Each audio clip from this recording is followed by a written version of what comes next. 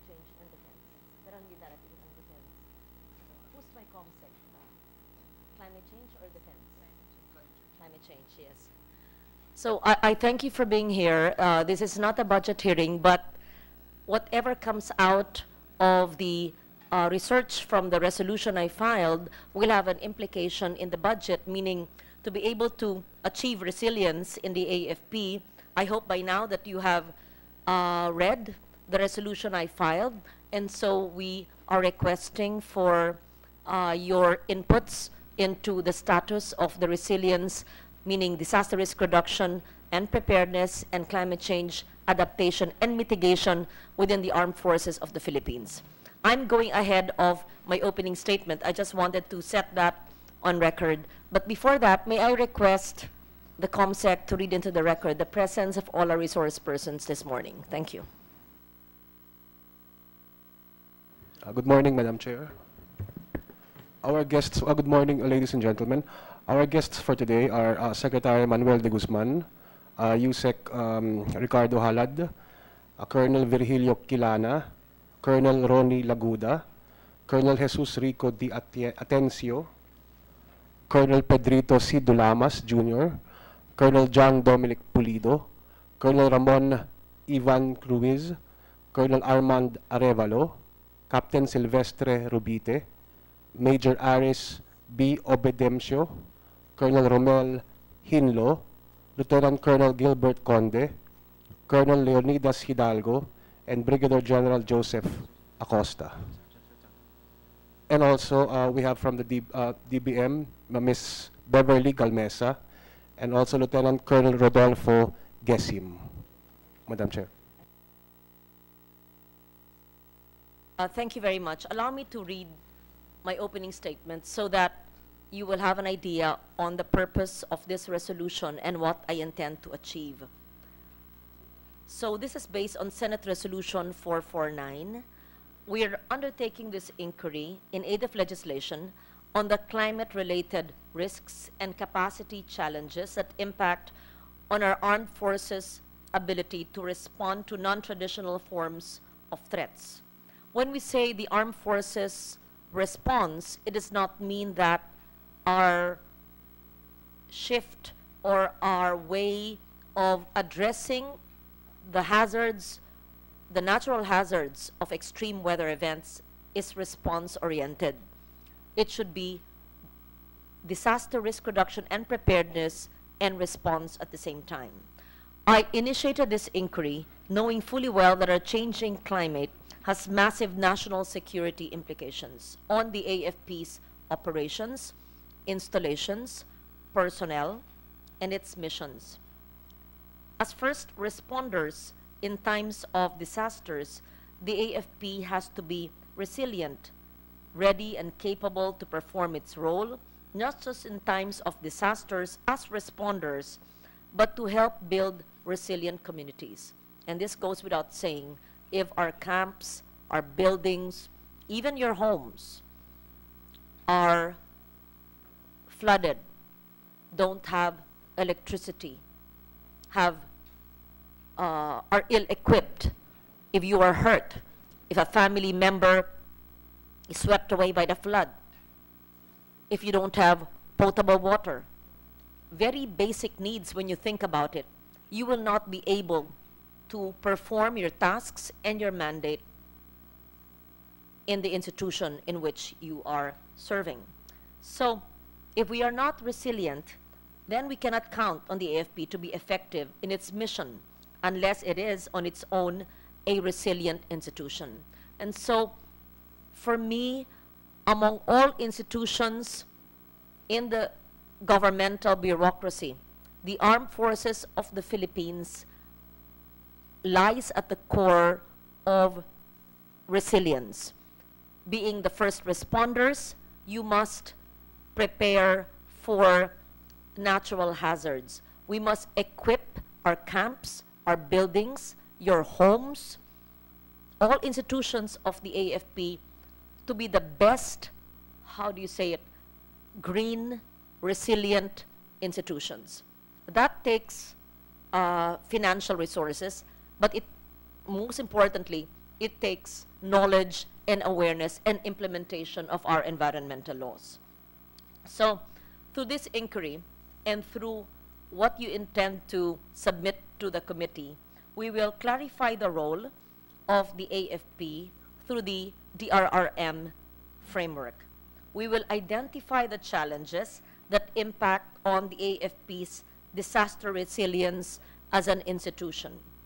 We will also draw up recommendations, including proposed amendments to the Philippine Disaster Risk Reduction Management Act, because the Sunset Review is long overdue, to improve the AFP's climate change adaptation and mitigation, as well its DREAM capacity, its practice and governance. And it will deliver actions to help the AFP become a resilient institution. I wish to underscore the last objective. As concurrent chair of your Committee on Finance, I recognize that there might be logistical or funding issues that need to be addressed. This is perhaps the right time to bring up these issues in the light of the ongoing budget deliberations. With that, I open today's hearing, and we have acknowledged the presence of everyone here today. I thank you for coming this morning. May I hear the opening statement first of Undersecretary Halad, representing the NDREAM and the OCD. I posed the question during our private briefing with Secretary Lorenzana the other day: are we a resilient AFP? Are we able to mainstream DRRCCA within the armed forces of the Philippines? I think it is very clear that there's much work to be done to make our camps, our institutions, our property, our hardware, our personnel resilient, all of this. Even the Senate, that's an institution. This building being rented, GSIS property within this reclaimed property, I am not certain. It is a building that is retrofitted that could withstand the strongest earthquakes, and we are by the bay. And so, may I ask Yusek Halad for an opening statement, if any, and then Secretary De Guzman. Rather, did you prepare an opening statement? If not, then you can just answer the question. Secretary De Guzman, Manny, did you prepare an opening statement? Thank you, Madam Chair. Good morning. Allow me to share our initial comments on Resolution 449. The Climate Change Commission welcomes the focus on one of the government's most critical contributors to the country's resilience building against climate change. Even before the recognition of the climate change problem, the AFP was already a key player in natural hazard events, whether in disaster or uneventful times. But like with the rest of society, the enormity of the climate change challenge has outpaced and rendered inadequate the capacities of the AFP. The resolution has rightly taken cognizance of the fact that it would require long-term interventions to enhance the know-how and inherent capacity of the AFP to introduce new and additional institutional arrangements to enable the organization to become more responsive and relevant, especially at the grassroots in this era of climate change. The AFP, having the basic skills for risk management, could be a significant contributor to the knowledge and skills development on risk management of other sectors, especially the local government units and the community leaders. Among other potential contributions of the AFP, its core of engineers can help develop and establish local risk management infrastructure and systems, such as for multi-hazard early warning systems and services, and efficient evacuation of populations at risk of natural hazard impacts. Its vast open spaces in many camps could also be well planned and developed to serve populations displaced by disasters. Moreover, the AFP can strengthen the overall national capability to address the underlying factors that aggravate disaster risks, such as environmental degradation, especially those brought about by human actions. The AFP could be effective advocate for the environment that will always uphold and ensure the integrity of our ecosystems. In this regard, the AFP's knowledge, skills, and institutional capacities on disaster avoidance, beyond its traditional capacities for disaster response and recovery, should be enhanced and strengthened. Thank you, Madam Chair.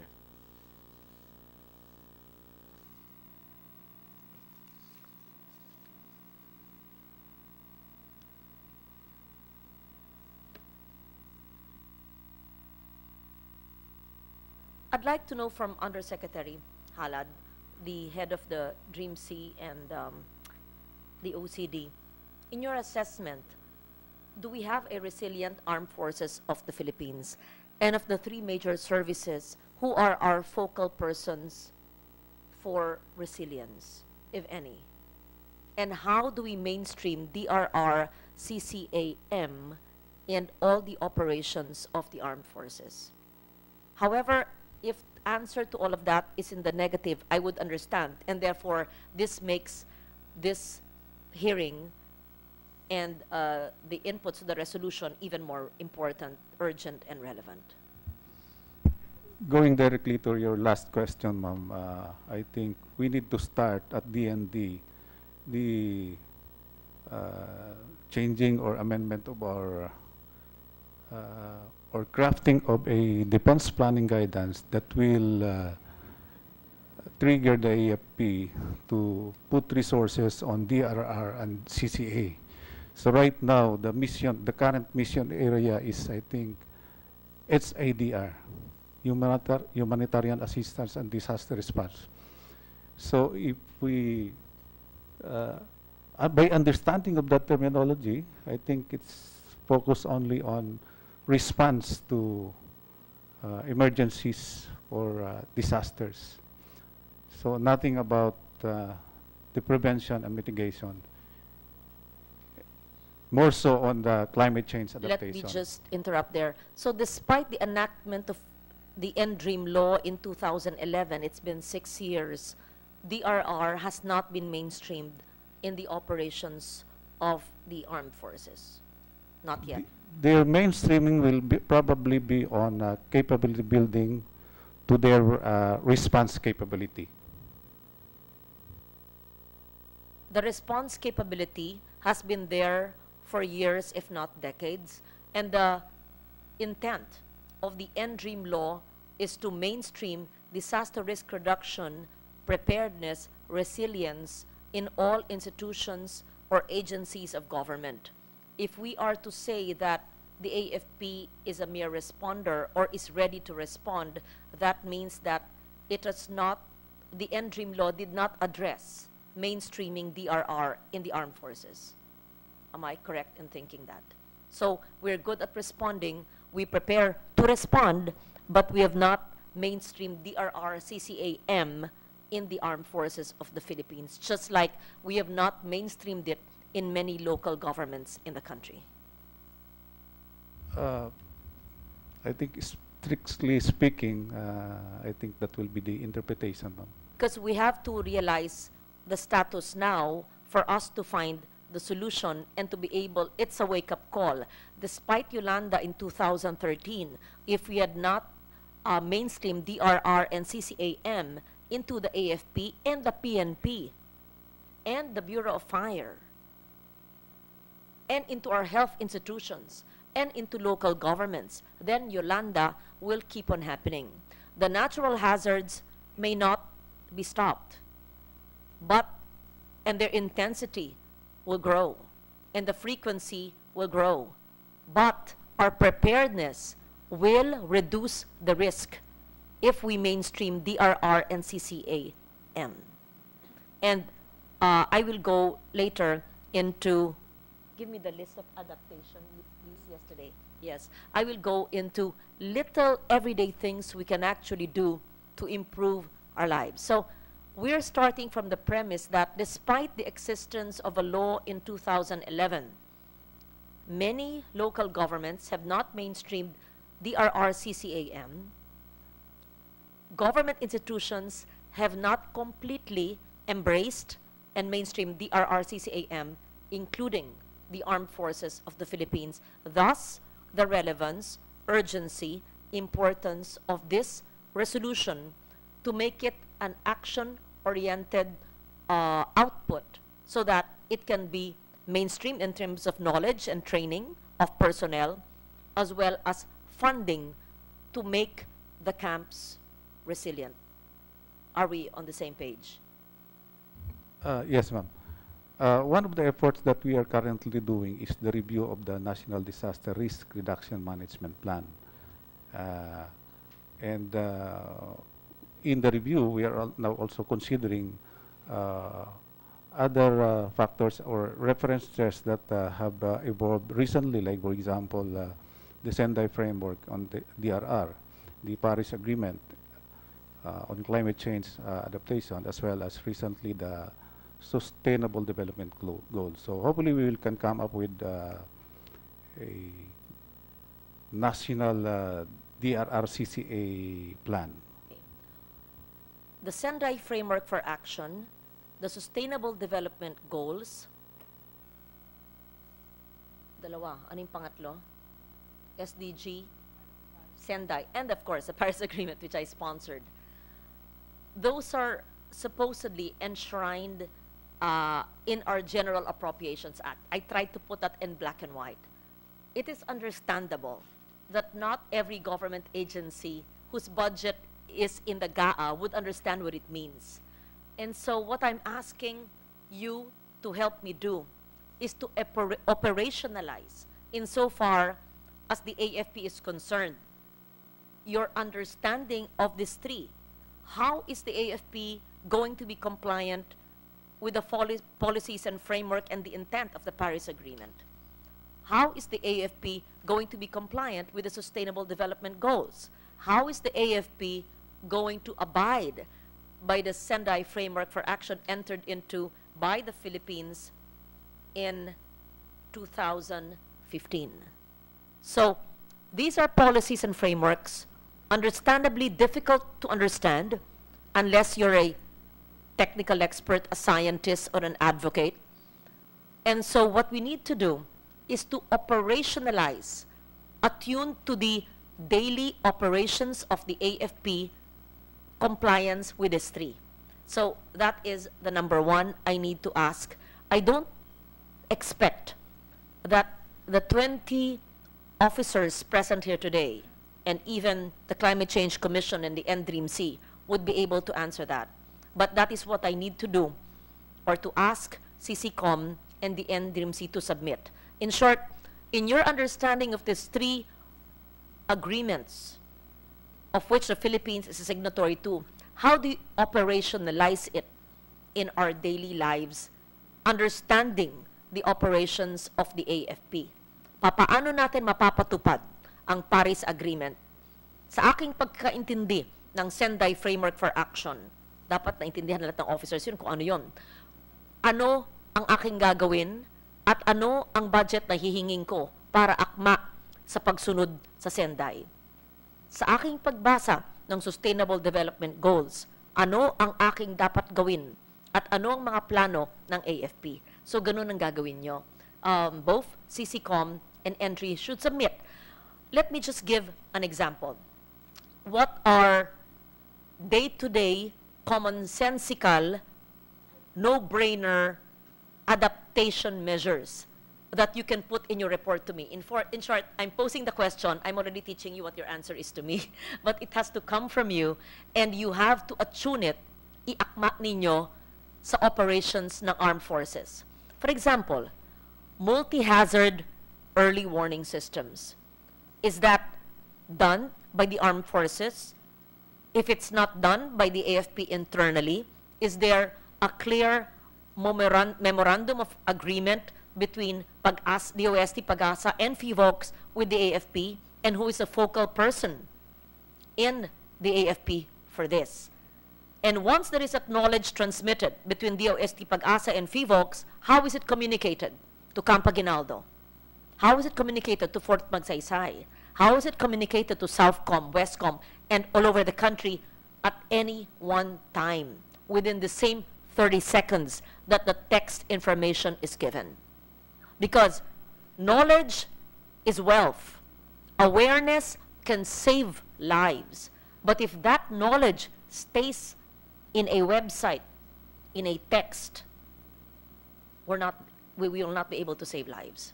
So, number one, you should have a clear, immediate, real-time communication. When I say you, AFP.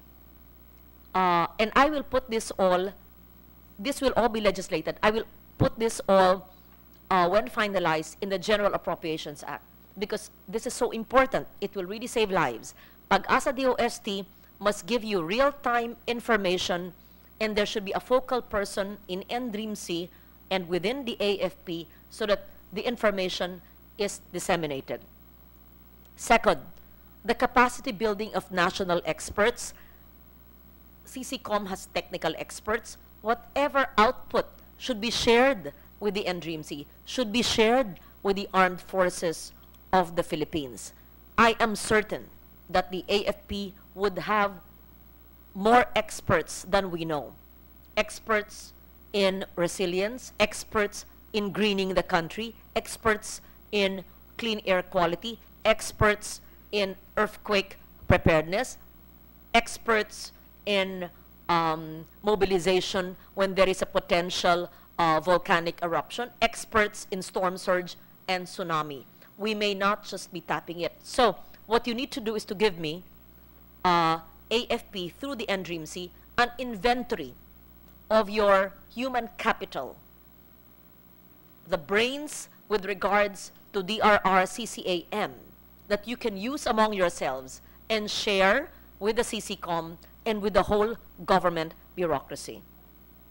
Third, another adaptation measure which is so implementable and so simple, rainwater harvesters. Sa panahon ng tag-init na walang tubig at may kakulangan sa tubig na iniinom, pangdilig, pangligo, pangluto, at anumang gawain. This will come in handy.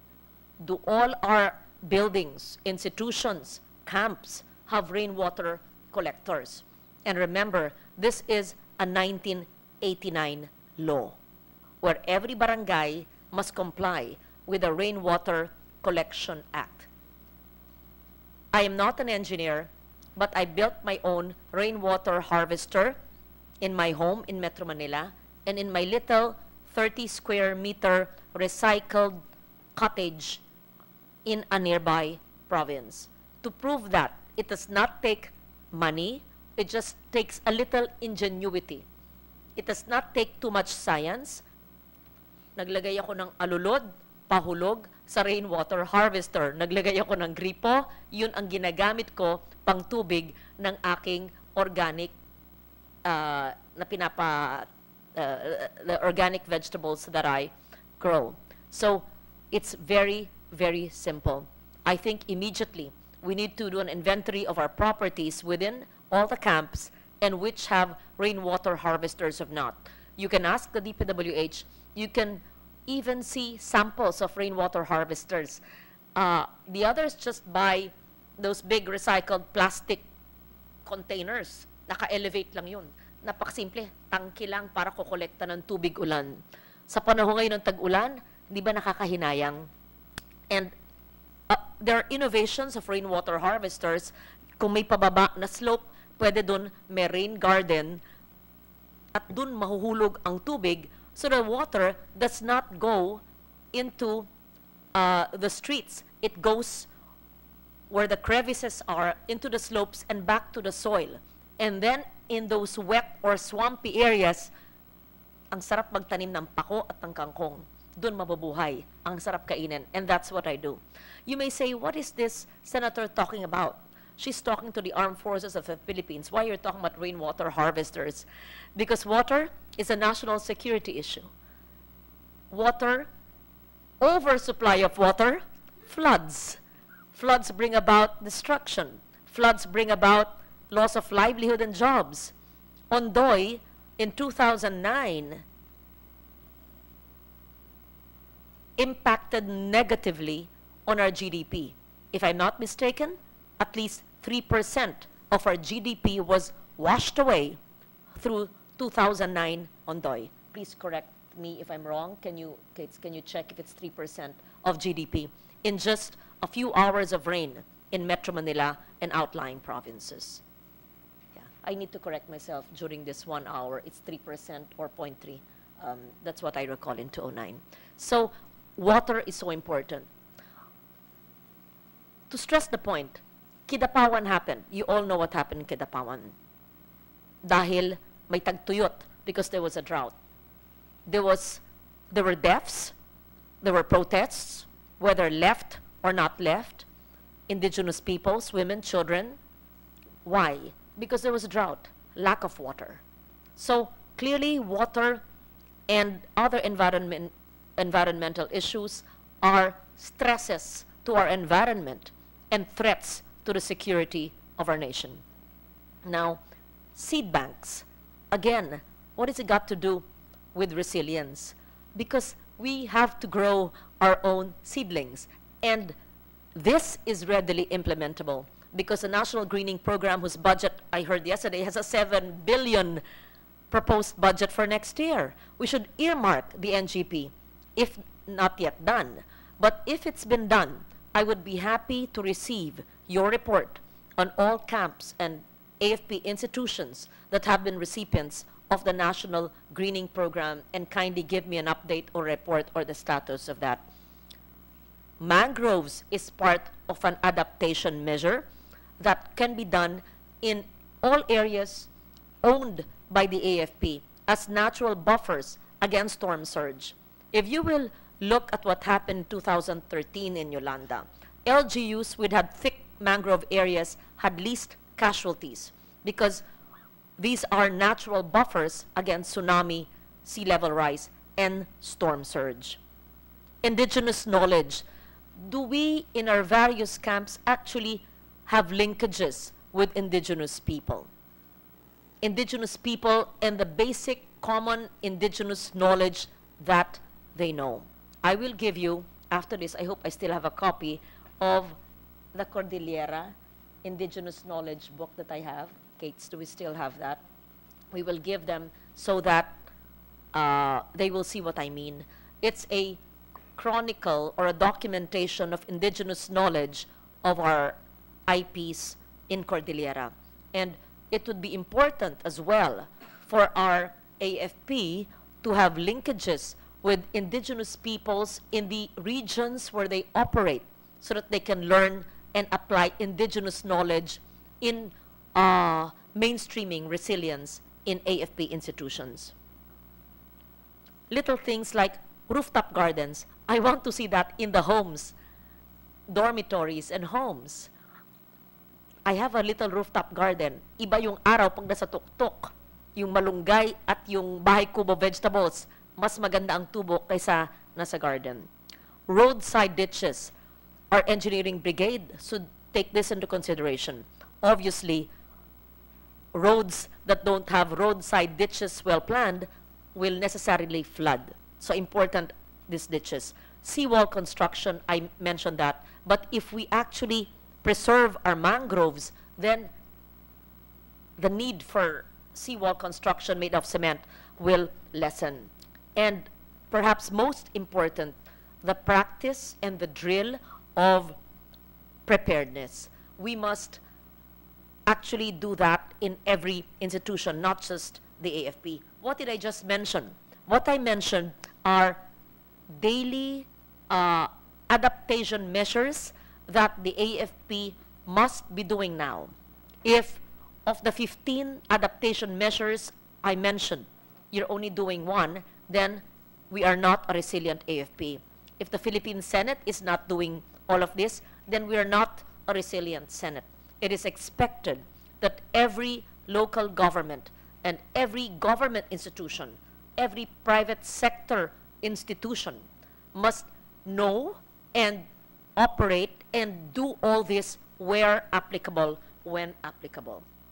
So, Ondoy and Pepeng combined, I correct myself, wiped out 2.7% of our gross domestic product. In a few days of rain, we were able to do that.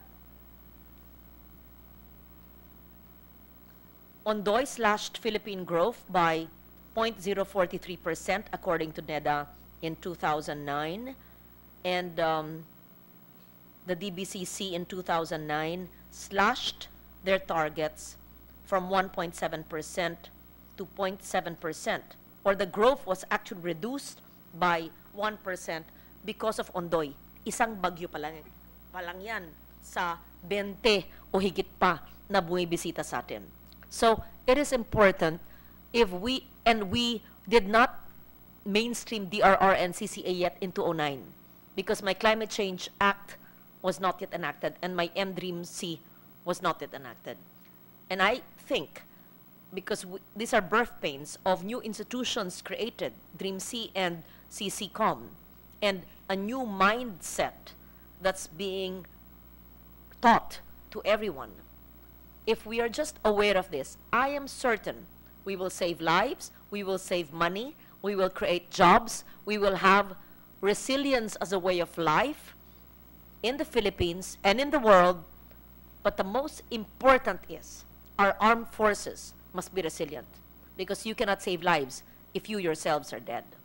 You will not be able to save families if you yourself are victims. And that's the intent of this hearing. So I hear it now from the NDREAM that there's a need to mainstream DRR-CCAM. Yes.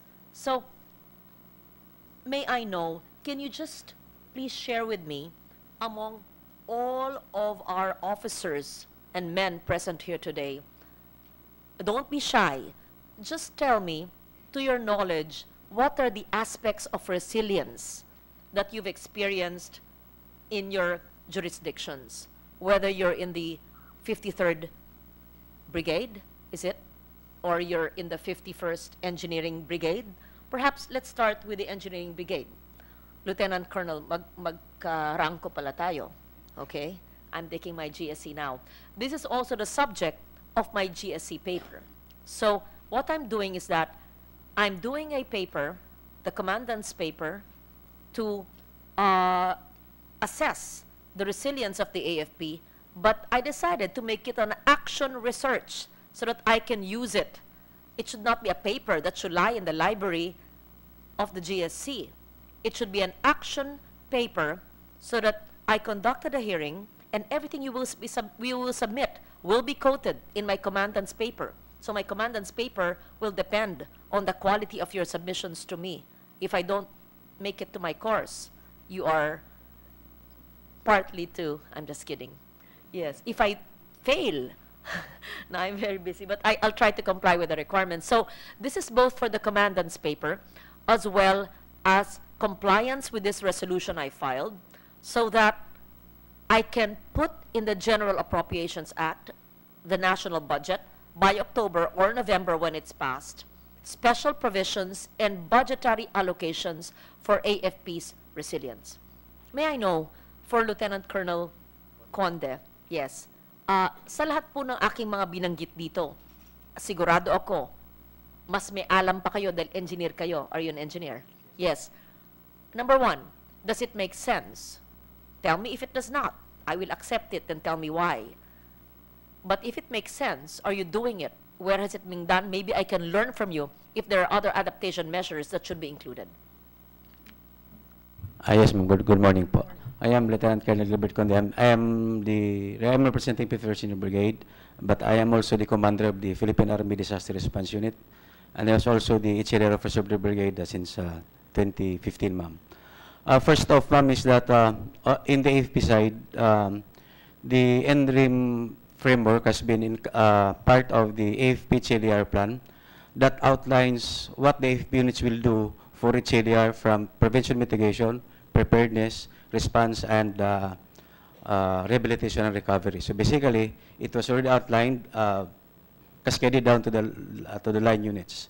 At the brigade level po, we have also cascaded that to our battalions and encourage our commanders to adapt these 4 thematic areas in their own operational activities.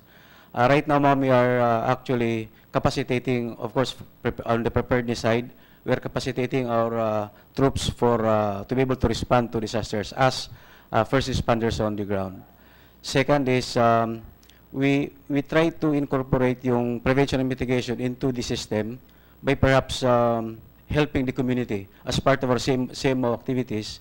We've been doing some stakeholder engagements that provides the LGUs with some muscle to do their prevention acts, just like clearing of waterways and things like that.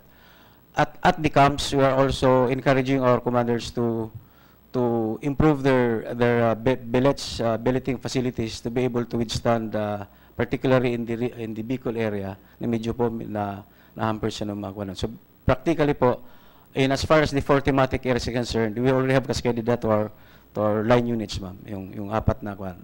Now, in as far as the Philippine Army Disaster Response Unit, Can you please state the 4 thematic areas? recovery and, yes, ma'am. For the Philippine Army Disaster Response Unit, because I'm now the commander of this unit, we have been into the first thematic area, ma'am, yung prevention and mitigation. We have been into engaging our local government units and precisely our own troops to be more resilient to disasters, like strengthening our facilities. First is prevention and mitigation. Yes, ma'am. Ito pong 4 thematic areas were done by the AFP or by the Engineering Brigade. Are you following a certain template? Kayo po ang nag-create nito. Yeah, it's part of that is called from the NDRP, yung National Disaster Response Plan natin. And then we have Is it from the NDRIMC? From the NDRIMC?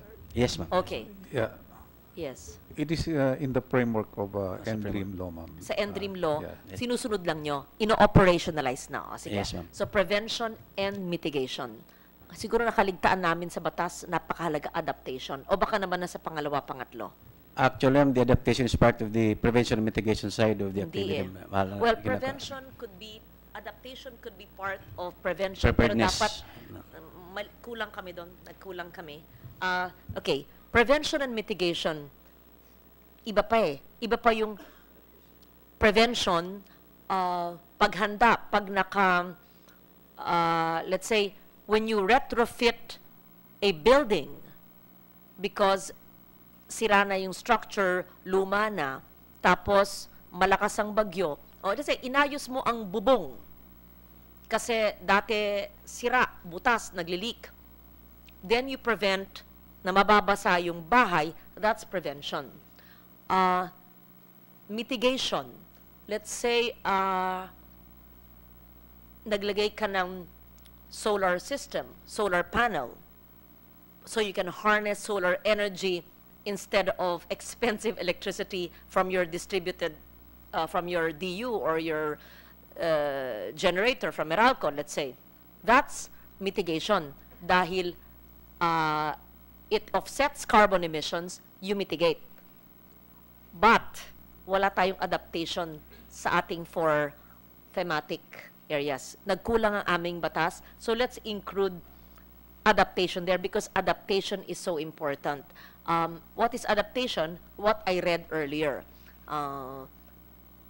Meron ba tayong rainwater catchment? Adaptation yan. Sinesave natin yung tubig. At minsan naman, yung mitigation, adaptation din siya. Di ba? Nagiging prevention din siya. Nag-overlap. Isang ginagawa, hindi necessarily adaptation lang yan because mitigation can also be adaptation and vice versa. Please continue. So, what you need to do, please, tama yung ginagawa nyo, name me the 4 and how do you operationalize it, let's say, in the engineering brigade. Okay. So, prevention and mitigation. The second? The second one is the preparedness po. Actually, there is a very thin boundary between mitigation and preparedness. That is where we place yung adaptation po siya. Because when you learn when you are prepared to address what will happen, then you will be adapted to the environment. Kagaya lang po nung, kasi malapit ka sa lawa, tinataasan mo po yung bahay mo. That's just part of it. And in our areas po, yung pinapalakas lang, yung pinapatibay lang yung mga buildings namin, that's just part of the preparedness na mitigation and prevention. I-clarify lang natin because sometimes we use the term mitigation, 2 meanings yan. When we mitigate the impact of natural hazards, ibig sabihin nun, we reduce the risk. Pero pag climate change mitigation, ibang ibig sabihin nun. Am I correct, Sec Manny? Kasi ginagamit natin dalawang ibig sabihin eh. When we mitigate the impact, we reduce the risk. Binabawasan natin ang negatibong impact sa atin. Pero climate change mitigation means something else. Ang ibig sabihin nun, binabawasan natin ang epekto ng ang ating pag-contribute sa greenhouse gas emissions. Let's say the shift to renewable energy serves the mitigation aspect, but it's also adaptation in a way. So when I think what you mean here is we mitigate the impact, we reduce the risk. So sometimes it can really be confusing. But am I correct, Manny, in saying that, no? Kasi we use mitigate, to mitigate the impact, we reduce the risk. Climate change mitigation vis-a-vis adaptation are measures we take. Mitigation means to lessen our carbon emissions. Okay, please continue. Other thing on the preparedness po, aside from, we are now trying to do with, in the preparedness, training our troops for disaster response as part of our preparedness part of the thematic area. And we are also helping our LGUs do also their preparedness. We have reached up as far as the Quezon Province to train some of the LGUs in disaster response. Ito po yung isang nagagawa namin. Ano ang, maybe what you need to submit if you don't have it now or kung mahaba, lahat ng tinuturo nyo sa inyong mga troops at sa mga local governments. Can you just give me an example of what kind of disaster response preparedness you are doing or teaching your troops and the LGUs? First off, ma'am, we are actually cascading the incident command system, which is our collaborating mechanism. Yes, ma'am. Incident command system. Command system. This is supposed to be a coordinating mechanism for in working with the LGUs in as far as disaster response is concerned. Explain, what is incident command system? Meaning an incident report. What is it? It is a flexible organization that will manage, that is going to manage responses to incidents, ma'am, in any given area. So, parang organization po, ad hoc organization siya na binubuo pag mayroon pong nangyayari. The LGUs, under the law, must have a DRR officer and a Yes, DREAM ma'am. officer. Yes, ma'am. In your experience, do they have? Yes, ma'am. They have naman. At yun ang focal person ninyo that you coordinate with. Yes, ma'am. Okay. Yes, ma'am. Please continue. I like what you're telling me because you're actually operationalizing our laws. Ano pang tinuturo po nyo sa mga tropa at saka sa lokal na pamahalaan sa kanilang paghahanda sa paghahanda sa mga kalamidad? In the local government units, ma'am, we are just in support to them. Hindi po kami yung primary agency na concerned doon, but when they request us for support, we provide the support. For our own troops, ma'am, we are actually providing them knowledges on the incident command system, the emergency medical first response, some trainings on the water rescue, urban search and rescue, mga rope rescue, landslide, and all the disasters or hazards that is expected to happen within the Philippine disaster profile, ma'am. So yun ang tinuturo po natin ngayon. For example, you mentioned landslides and responding sa landslides. Pero kung matagumpay ang reforestation ng National Greening Program at kung stricto ang ating law enforcers at ang DNR sa mga illegal loggers, hindi kailangan mag-landslide dahil hindi makakalbo ang bundok. So nakikita natin yun ang pag-circular ng pag-ikot ng kahalagaan ng convergence sa gobyerno. Hindi kailangan magresponde ang ating engineering brigade sa landslide o nasa salanta ng landslide pag hindi kalbo ang bundok. Walang soil erosion, walang landslide. Makakapunta ang mga sasakyan at ang mga bus sa pupuntahan. Hindi kailangan mapagod at mag-risk ng life ang engineering brigade pag walang landslide. Walang landslide pag walang illegal logger. Pag nagtatanim ng puno sa halip na magpuputol. So we see everything is connected. And the response, nagugugol ng pera, ng pagod, nagbubuwis ng buhay, dahil landslide, dahil kalbo, dahil hinayaan ng ilang taon, ng ilang dekada, ang katiwalian, ang kapabayaan ng gobyerno at ng pribadong sektor. Continue, please. So those are activities for the preparedness phase, training our troops, training other people around us, and Kindly submit to the committee the training kits, if any, the memos you give them. Hi, thank you, you're here. We recognize Senator Sherwin Gatchalian, the chairman of the Energy and Economic Affairs, and many, many more committees, one of the most hardworking, new, young senators. Okay, your blood pressure is okay? Okay. Continue. So we're talking about resilience, and it's very important you're here because energy resilience is so important. Let's say, kung wala kayong kuryente, di ba? Pag wala kayong kuryente, mahirapan ang mga kampo. Anyway, continue. So you talked about training your troops and the local governments. Ano pa po? Also on the preparedness, what is very important is the equipage that is necessary to be able to conduct later on the equipment, ma'am. Equipment, Yeah, yes. that's part of the capacity building that we Give have. us a sample, not just of your memos to the troops and the operational details of what you teach troops and LGU, but also the equipment that you need. Ayan, now you're talking. You need the equipment. I will put it in your budget so that the engineering brigade will have all engineering brigade all over the country must have the equipment for DRR, CCAM, or resilience. So, i-request nyo sa budget nyo.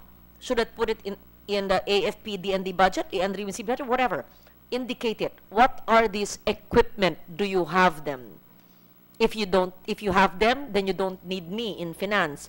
Do you lack? If you lack, I will give it. I will find the funds. What's an example of the equipment example that you have? At my level, ma'am, kasi dun sa disaster response po na pinagkakuha namin, we are actually using the response equipments, disaster response equipments. So, these are, for the big one that we're preparing, we are having the breaking and breaching equipments that requires concrete cutters, key 12 for that matter, yung mga ganun po, hydraulic cutters and the things like that. Please, of what are the, what do you call it? Response equipment? No. Response equipment needed by the engineering brigade. And what are your needs? Kung meron na po kayo all over the country, salamat. Hindi ko kailangan paghanapan sa budget. Kung kulang, ano po yun? Now, I also, okay, continue first before I ask that. So, give me your memo to the troops and LGUs. Give me the list of equipment available or not available that you need, and in what brigades all over the country. Yes, continue, please. We have, that's, so prevention and mitigation, and then we have preparedness. Now we're at number 2. Okay. So, yun lang po yung ngayon sa preparedness, our capacity building, yun lang po yung kuha natin. Kasi kailangan lang natin doon, ma'am, is yung training niya, tsaka yung equipment na kailangan later on. Plus, of course, the personnel that is required later on, ma'am. Yung mga personnel din po natin na required. Personnel po, mga tao Personnel, po. Yes, ma'am. On the third aspect, ma'am, doon sa response po natin, in my capacity also, we are a national maneuver force, actually. We are a national responder. So we basically cover the whole of the Philippines in as far as disaster response is concerned. But right now, we are also capacitating at the brigade, 51st in the brigade level, we are capacitating our troops also to respond to the disasters within the respective localities. Kasi po, as a national maneuver force, we have a hard time actually conducting operations pag yung operational reach namin because of the lift capability, madidali na po siya. So we are envisioning a national maneuver force for response, pero magkakaroon tayo minsan ng problema on how we reach the impact areas kasi malayo na po siya. So we may need to have some adjustments along this line. Do you have satellite phones? Yes, ma'am, we have. Okay. You have flashlights, I'm sure. Yes, ma'am. Do you have whistles? Yes, ma'am, of course. Okay. Continue, please. So yun po yung makuha natin sa response natin. Though at this point, at the national level, medyo po hindi tayo masyadong prompt doon sa response natin. In my point lang po yan, hindi po kasabing iba. Sa battalion ko, because we are not able to... Pong area kayo? Nandito po kami sa Fort Bonifacio, malapit. Dito lang? Okay. Yes, ma'am. Kulang ang pag-respond o kulang yung time. Ano po yung setback at gagawa natin ng solusyon? Yes, yun po, halimbawa, may nangyari sa Surigao, may nangyari sa Samar and Visayas, as a national maneuver force, hindi kami makakarating doon. Bakit kailangan po pong manggaling dito? Yeah, that's precisely the point, Oo. ma'am. So, yun ang nirekomenda po namin adjustment in as far as the response is concerned. Ah, you mean all the responders come from Metro Manila? Not necessarily, Wala ma'am. naka-embed sa regions? Yes, we have responders on the ground, ma'am. Ang tawag natin doon yung community response. Or all battalions, the first companies are trained for that. May enhancement lang tayo sa capability nila to respond. On the larger scale, on the technical scale, tsaka natin kailangan po yung National Maneuver Force to do that, ma'am. National Response The National Force. Maneuver Force. Yeah, What you National call Response. the regional responders. They are part of the community responders na nandun sa ground. And the Community first responders. po. Are they well trained as the maneuver force? Sa ngayon, we are working on that, ma'am, actually. We have divisions, one company per division to that. We are trying, some has already organized, ma'am. Sige po. Pangatlo. Kasi yung community response natin, tapos yung first responder, then yung national responder po natin, yun yung levels ng response na kaya po natin Yes. No, ibigay. you said the prevention, mitigation, preparedness, yung 3 and 4. Yung response na po yun. Yung Response na yung pangatlo. Ang pangatlo, ma'am. Yung Yes, ma'am. pang-apat, Yung recovery and rehabilitation. recovery rehabilitation. That is where our So, recruitment is required. ma'am. clearly, we see our law is not attuned to Senday. Ginawa namin yung batas kasi 207, 208 yan eh. Tapos napasa 210, 211. Very response-oriented yung batas. Oo. Kulang na kulang ang prepositioning of troops or I don't know. I have to review the law. That's why I need all of you to give me your review of the law and how we can make it more preparedness-oriented, more DRR-oriented than respond. Of course, we need to be experts in response, and I think we're quite good at that. But we need Manny, you have to help me with this. And don't give me, please, policies, fru. It has to be operations like what Lieutenant Colonel Conde is doing. Okay, so prevention, mitigation, we did not put adaptation in the law, and that's very, very wrong. Because if we put all the specific measures I said earlier, from rainwater harvesters to multi-hazard early warning systems to clear convergence with Pag-asa DOST, maybe that should have been put in the IRR, but it was not. And then, so kulang yun. Tapos yung preparedness and then recovery and rehabilitation. There's not much to recover and rehabilitate if we reduce the risk of the impact of natural hazards. So you will give us, because also what I want as an output of this is I want to do a handbook, but the handbook has to come from you because you know the engineering brigade, you know how the troops are, all of you. I need all your inputs. Ano ang dapat gawin sa handbook? Una, itong 4, gamutin natin to. Walang adaptation eh. Lakasan natin ang paghahanda. Lakasan natin ang pagre-reduce ng risk, ang DRR. Kasing lakas ng pagresponde. So we will amend the 4. And between Yusek Halad and Sec Manny, and ask please Jerry of GCF and our experts in the UN ISDR to put your brains together. It will come from you. How do we improve the 4? It's like we're amending the law already, actually. Sunset review itong ginagawa. Tapos, pag nagawa na yung 4, yung sinabi ni Lieutenant Colonel Conde na operationalize of each of the 4, dadamihan natin. Kasi walang adaptation. Lalagyan natin adaptation. Tapos, ano ang resources needed to fulfill yung pag-operationalize nung 4 na yan. So, amend the 4 to include adaptation, etc. Operationalize it based on what they already do because I can see they understand it, they're doing it. And third, financial resources, human capital, money, goods, capital equipment, capex, everything that's needed. Okay. Is there anything else you'd like to add?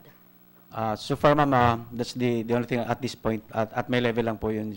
I just don't know how the strategic minds are looking at it. But the way we respond is the way that I have explained a while ago, ma'am. Thank you very good. I learned from you, and I really like to know what's happening on the ground. I don't know who to call among you. He was the closest to me, so I called him. Yusek Halad, maybe you know them better. Who can best explain to me what else are the other operations on the ground I can learn from, and then we can improve the system of preparedness and of response? Yes, you said. Before that, ma'am, konting rejoinder lang doon sa sinabi ko kanina. There were marching orders to the AFP issued sometime in 2011, for example. Ito yung somehow nag-operationalize some aspects of DRRCCA. Like, for example, going after illegal logging, a military operation. And likewise, undertaking of tree growing activities. So I was a brigade commander during that time, and Colonel Hidalgo here was one of my battalion commanders, and we were busy because there was a ceasefire with the MILF, so we were busy with anti-illegal logging operations and conduct of tree growing. So those are activities that we can consider also as prevention mitigation and CCA adaptation. Tree growing as well as mangroves and seagrass beds. So both terrestrial and marine. Yes. May I know whether the NDRIMC, OCD, AFP, are you familiar with the National Greening Program? Has the AFP been a recipient? Because pinagbibiling ko in the 6 years I've been hearing their budget to make the AFP part of the 45 billion NGP. Are you familiar with it? Have you accessed it? Is there any project with the AFP? If none, lagot sila sa akin. Dahil 45 billion, Sherwin, hindi ko nakakita mga punong tinanim nila. Yeah, I was a brigade commander then, ma'am, and I remember we were given 25,000 to put up a nursery in the camps. So, in our tree growing, we plant the seedlings, or what do you call that? That we grew. We no longer asked the DNR. Is that part of the NGP, sariling Yes, kusa ma'am. ninyo? Yes, ma'am. Part Yes. of the NGP. Could you kindly give me a report on all NGP projects to date from 2011, the time it was launched? You can just ask the three branches of government, I mean the three major services, kung sino ang merong naka-access sa anong kampo ng NGP. And anong klase? Seed bank, nursery, actual tree planting sa bundok, anong ginawa? Or actual areas that they're actually still doing now, meron ba? Because I linked them with state universities and college. They do it with LGUs, they do it with NGOs. I've asked them to always coordinate with the AFP so that the AFP accesses it. Yeah, we'll do that, ma'am. Yes. But aside from that, there were also what do you call small things that commanders undertake on the ground, but really it's based on their own appreciation, initiative. To these small things. I like small Like things. for example, Yeah. having gardens or farms inside camps. Very good. Very good. But That's really not it small. de- I do yeah. that too. But really it depends on the appreciation of the commander, initiative. Ang danger dyan is kung halimbawa ang commander ay golfer, baka convert niya yung kampo into golf course. So, Hindi, when I kaya was a- kailangan nga i-mainstream natin ito Yes. at hindi yung mahilig lang ang gagawa ng gulayan. So, kung ang kampo ay may bundok, ay dapat may tinatanim na hardwood species. Sigurado ako, like Fort Magsaysay, laki-laki. Lahat yan, kailangan nagtatanim ng hardwood species, pero magtatanim din ng fruit-bearing trees na kayang pakinabangan. At dapat meron din vegetable gardens na pwedeng pakinabangan na mga nakatira doon. Sa aking maliit na garden, nagtatanim ako, huwag niyong pagtawanan, kamote. So yung talbos ng kamote, dapat palaging may harvest. Kangkong, the regular Chinese kangkong, arugula na gulay, lechugas, kalamansi, tanglad, at marami pang iba.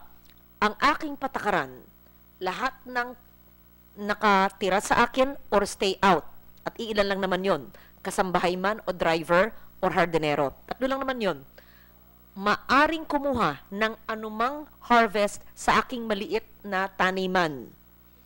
Hindi kailangan magpaalam, ilista nyo, titimbangin para monthly alam ko ang produce ng aking maliit na garden. Pero benefit na nila yon. Ganado ngayon sila, nagtatanim ng gulay, they araw-araw ting umuwi mga stay out, meron na silang pang dinner, meron silang adobong kangkong. Tanong nyo sa staff ko, anong kakainin ko ngayon? It would depend. ang kakainin ko today ay depende sa natatanaw ko, o may kangkong, may talbos ng kamote, ayan lang, talbos ng kamote at bagong balayan, ayos na ako. Ganun. I'm that simple. So, wag kayo mahiya, sabihin mo, these are only small things. No. Because if each and every person would just think that way, then more nutritious, then we curb hunger, then we provide for each family. So, I would also like to have an inventory of all camps and open spaces where there could be tree planting, both hardwood species, and fruit-growing trees at gulayan. Kung ang DepEd merong gulayan sa paaralan, bakit hindi tayo maglagay ng gulayan sa ating mga kampo na pwedeng pakinabangan ng mga nakatira sa kampo? We'll do that, ma'am. And I will go back to my earlier statement that to really mainstream everything about DRR and CCA, it should be put in the defense planning guidance because that's the basis for the AFP to put resources. So, Defense planning guidance for submission in the NEP. Ganun ba yun? It's the basis of the AFP for the programming of the budget. So in their slicing of their budget, Yes. of their cake. Okay. Well, it may not have been part of the budget submission this year, but it's not too late. Just give me the memo. Just think that now is the budget, is a planning. Then don't go through the process because it's too late. It's submitted to Malacanang. It's already being heard here in both houses. It's a bit late, but it's not late. You're talking to a member of the Finance Committee and the chairman. We may do our amendments based on the needs. Or if not, it can be for the 2019 submission of the NEP. Yeah, we'll do that, ma'am. Now, to update us on the current initiatives of the AFP, maybe I will refer to representative from the GHQ. I don't know if we have from the J7 or J3 from here. Yeah. Okay. Thank you. Please state your name and what you represent. Thank you. Just to clarify, everyone present here are active service, may reservist. Lahat active. Ng ating inimbita, lahat active, no? Gates? Oo. Yes, thank you. Good morning, ma'am. I'm Colonel Noel Vistuir from OJ7, ma'am. And sometime in 2012, AFP has issued an environmental protection and climate change adaptation guidelines to our subordinate units. And maybe, ma'am, I could provide a copy of these guidelines. It is not, the copy I have here, ma'am, is not signed because I just got it from the computer file. But those are the small things that some of them you have discussed it already, ma'am. So the AFP are doing Saan nag-emanate yung memo? from the AFP, ma'am, from the office of the J7, ma'am. Very good. What year was that? 2012, ma'am. 2012. Or And maybe 2012 or 2013, ma'am, because what I have here, ma'am, is only a file from the computer, but I could that's fine. get the... So there's an environment memo Yes, to ma'am. all the three major services. Yes, ma'am, and I could give a copy of it Yes. for your input. Are there any inputs there sa memo? That's for operations. Ibig sabihin, itong gawin ninyo.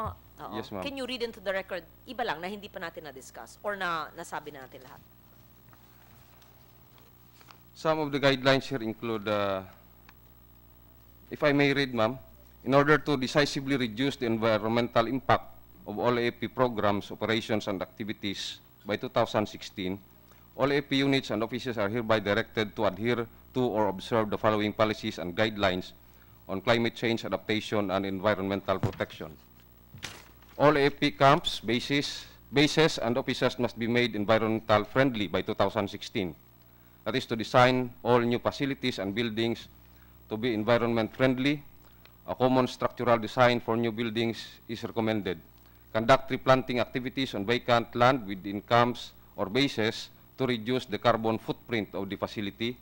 Maintain seedling nurseries within all camps and the bases to support replanting activities. Ensure that all waterways within all AFP facilities and military reservations are cleared of obstructions which can contribute to flooding in the area. Impose a total logging ban within all AFP facilities and military reservations, acquire smoke emission testing machines to facilitate the compliance of all vehicles with the Clean Air Act, and let there be consumption of non-renewable sources of energy must be reduced.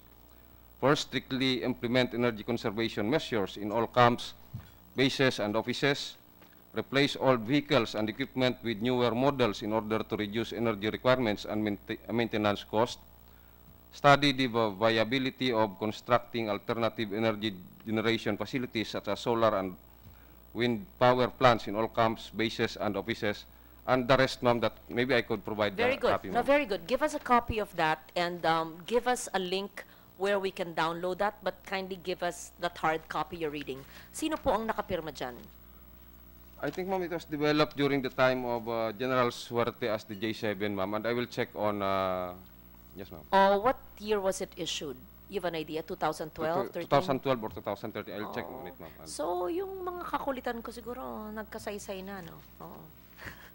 No, but that's quite good.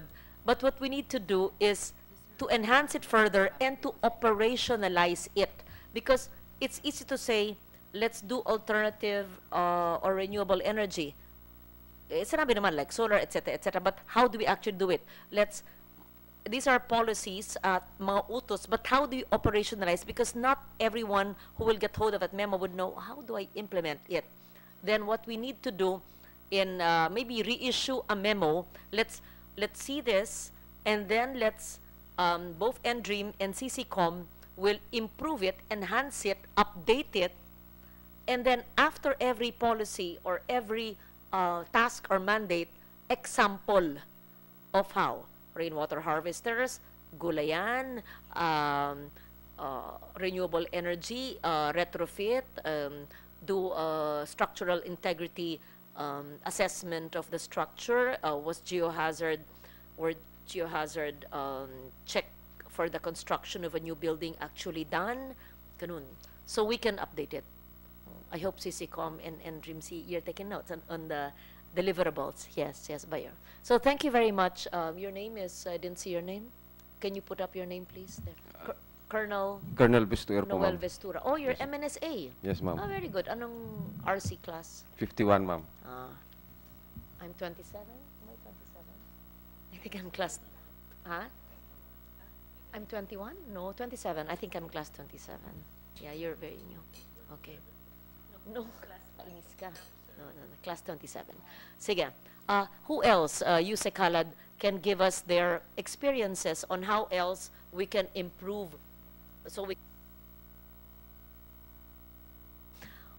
Maybe the representatives from the major services. Oh, yes. Colonel Arevalo.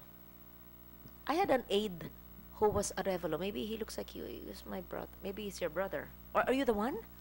No, ma'am, my brother, ma'am. He's now the commandant of the Combat Arms School in Tradok, ma'am, Philippine Army. What is your brother's name? Benedict, ma'am. I'm Benedict. Armand, ma'am. Si Benedict. Yes, ma'am. Magkakamukha sila. Marami sila eh. Oo eh. Sino si Balong? Meron din si Balong, di ba? Nag-retire na? Meron bang Balong, di ba? FVR time? Yes, ma'am. The Eid. Before, ma'am. Yeah, I remember. So Benedict, correct. Colonel Arevalo. I was looking at you. He looks like my former aide, but you were not the one. Okay. You're the younger brother? Okay. Yes, ma'am. Ma'am, just to collaborate with what Colonel Vistuira stated, I think it's 2012, the directive. Based on the records of the Army, we have planted at least 5 million trees for the National Greening Program, both fruit-bearing and non-fruit-bearing trees. On the part of the environment protection activities on the part of the Excuse me, when you say you've planted for the national greening, this is a collaboration between DNR, NGP, and G3? They download the funds to you, or you provide the labor through the officers and men?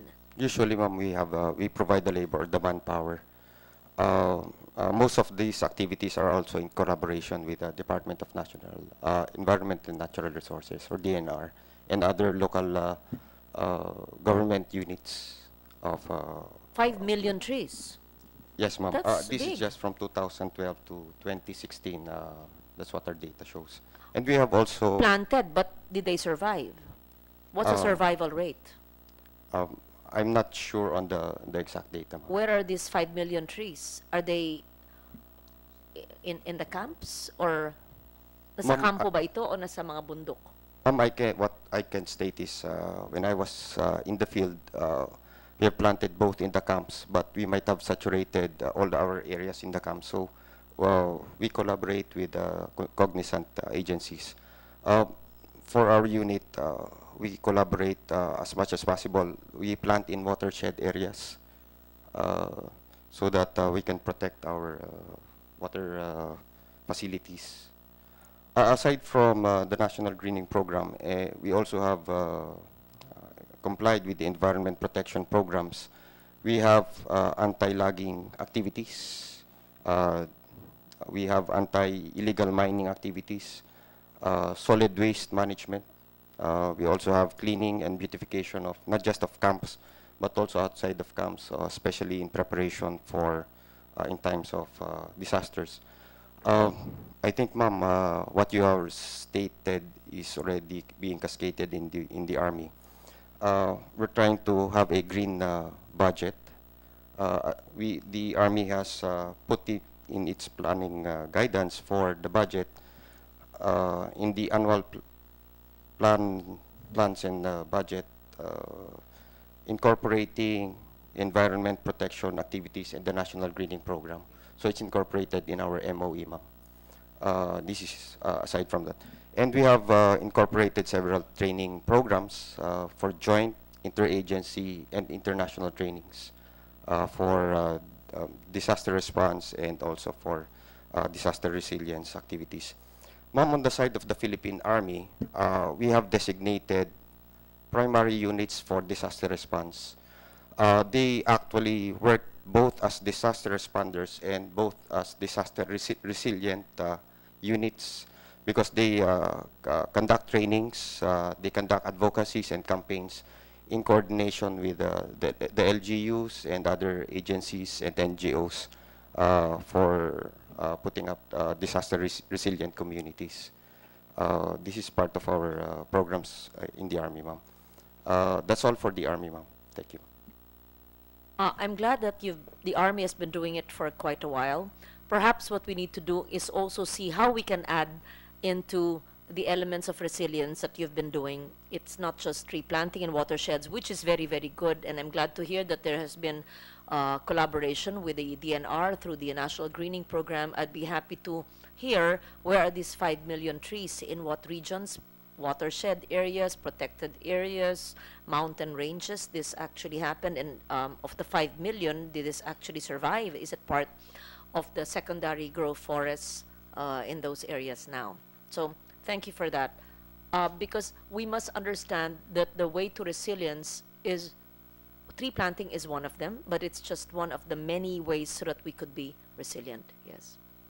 Could we hear from the Navy, please? Senator Sherwin, you can interrupt anytime. Of course, of course. Question actually is a little bit off. No? Okay. May a few questions lang po ako, no. Sa ngayon, no, from the outside, you can see that marami tayong inaasikaso ngayon. We have the Marawi conflict. We have also sporadic encounters with the NPA all over the country. Kung meron pong isang malaking bagyo tulad ng Yolanda na tatama ulit sa Leyte and Samar, meron ba tayong enough boots on the ground, enough manpower to respond to this type of catastrophic disasters? Anyone can answer po. No? Sige po. We have to consider the worst kasi. And I think we're now, the scenario now for the country is one of the most extended and one of the worst. No? So, kung meron hong ganitong kalaking bagyo ulit, no, na as big as Yolanda, no, almost the entire Region 8 ang tinamaan. No? Ano po ang, meron ba tayong enough boots on the ground to cover that? Yes, sir. Good morning, sir. Lieutenant Colonel Gesim from the Operations Division of OJ3, Camp Aguinaldo. Sir, we have our HCDR plan, and in case of disasters in other areas, like for example, in Tacloban, sir, or in other areas, we have enough forces because our organization is we have two responders. We have local responders. The battalions within that particular province is organizer. We have for the battalion we have one company to immediately respond to that disaster, and the adjacent battalion, if there is a need to reinforce manpowers, then we will send the disaster response task group of the brigade and the division level will provide additional forces to the affected province. And if there is still a need to add more responders, then the other battalion will also reinforce. So there will be sufficient troops that will assist. If it affects the whole region, sir, it affects the whole region, then we have national HCDR units, and that's we have Air Force units, and we have Army unit like the 525th Engineer Battalion will be sent to that area to help to augment the manpower and equipment to that particular area. The reason why I asked, no, kasi ngayon nakikita natin we have a lot of things on our plate. No, we have Marawi, then we have the insurgency in other parts of the country. Then kung madagdagan pa tayo ng malaking kalamidad, no, and that's not isolated dahil sa US ngayon, sa Texas, nakita niyo naman bahang-baha ngayon doon, no, the entire Texas state. Kung meron ho tayong tinamaan isang region, no, sabihin na natin region 5, no, or region 8 na madalas meron ba tayong how many people can we deploy pag ganung kalaki po ang kalamidad? Just siguro lang off the top number kung ilan tropa ang pwede natin padala, no? If Kasi Bicol when region, you say isang region, ina-estimate ko yan close more or less nasa 5 to 7 million ang population. Assuming 5 to 7 million po ang nasa lanta, no? Sira yung bahay, no? Obviously we need to bring in boots on the ground, no, to help out dahil in LGU hindi nakakayan. Ilan po ang taong pwede natin padala sa isang region? we have a disaster response task force, sir. The Unified Command, the SOLCOM, Southern Luzon Command will be activated, sir, and the disaster response task force of SOLCOM will be activated, and they will send troops. As experience, sir, the battalion, if if the one company is not enough, then the whole battalion will be activated to conduct disaster response, and the adjacent battalion will also help. So by this time, since some of our battalions in Bicol region were sent in Mindanao, most likely, sir, yung whole 9ID with remaining more or less 6 battalions will do the disaster response operations. Ilan hong tao yon? Ilan warm bodies? More or less 4,000 plus, sir. Mga 4,000 ang pwedeng i-deploy. But others will do the security and others will do the SRR, sir. But it's good to know that we have enough people on the ground to still respond, no? Because I think that is the essence of this hearing, to know also if we have enough people on the ground. Another question is, ilan po ang reservists natin ngayon active nationwide? Nationwide. Do we have any? Alam ba ho natin kung ilang reservists natin? For the reservists, sir, More or we less have 80 siguro. battalions, but the strength. In strength po ng reservists. I would assume itong reservists also are force multipliers. Tama po ba? No? And ilan po ang, may nakakaalam ba kung ilan ang reservists natin? More or less lang. I mean, just a rough estimate kung ilan po. Your Honor, I Yusek? think it's more than the current strength of the AFP. Oo. How many people are we talking about? More or less lang, more or less.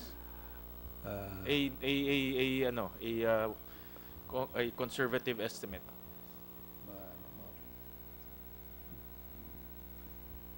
Will somebody from AFP 100,000, 120, more than that? 140,000? Is that a conservative estimate? More than that? Mga 200? May 200 pa? Mga 300,000. More or less, no? More or less, about 300,000. Itong 300,000 na reservists ho ba, natatrain ho sila in disaster response? Is that part of their training? Disaster response. Gaano katagal po yung training nila for disaster response and what kind? If you can just describe it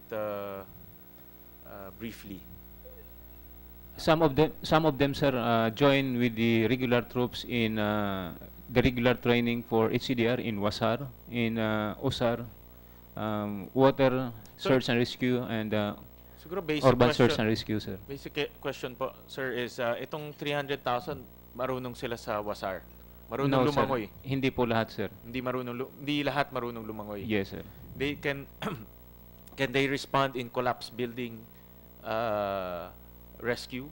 Some of them, sir, the battalion, the Ready Reserve battalion that is that can be mobilized within 7 days. Most of them have HCDR training already, sir. Okay. Marunong sila ng basic first aid and CPR. Yan. Lahat sila itong whole 300,000 marunong to. Yes, sir. That is part of the training, military training, sir, and alam nila yung basic first aid. And CPR. At Yes, least sir. naman, no? So, hindi ho lahat natitrain sa Wasar, collapse building. Ito naman yung mga basic, no? Yung Wasar, collapse building, basic CPR, and first aid, no? But hindi lahat natitrain ho sila. Maliit lang sa kanila, sir, yung selected few, yun lang ang Bakit na-train. hindi ho lahat natitrain? Limited lang din yung quota sa mga reservists, sir, at saka yung fund support din for their training. So, for example, we have enough fund support. Can we train all of them in kasi basic ho to yung collapse, lalo na collapse building, no? Dahil sa earthquake ho yan, eh. No? And I think they should have some basic collapse building rescue skills. If we have enough funds, can we train all of these reservists? Kasi force multiplier ho to, no? And then yung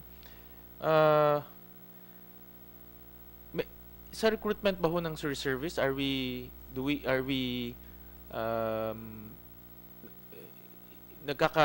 how's the recruitment of our reservists? No?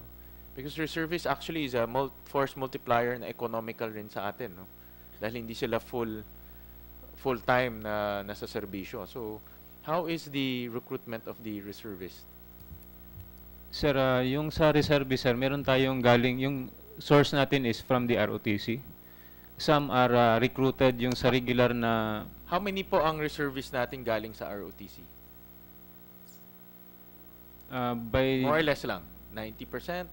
100%? Sa ngayon, sir, konti na lang dahil nahati na yung, nandoon na yung iba sa CWTS, yung sa community service. So, kung itong 300,000 reservists, ilan ho doon ang nanggaling sa ROTC? Wala kaming figure, sir. Do you have any, alam niyo ho, any figure? Do you have any figure ho? Wala naman. I think nasa J9 yan, di ba? I think J9 Yes, is in charge of ROTC and reservists, you know. Is it safe to say ba ho, kung mas marami tayong reservists, mas mabilis at effective yung responde natin?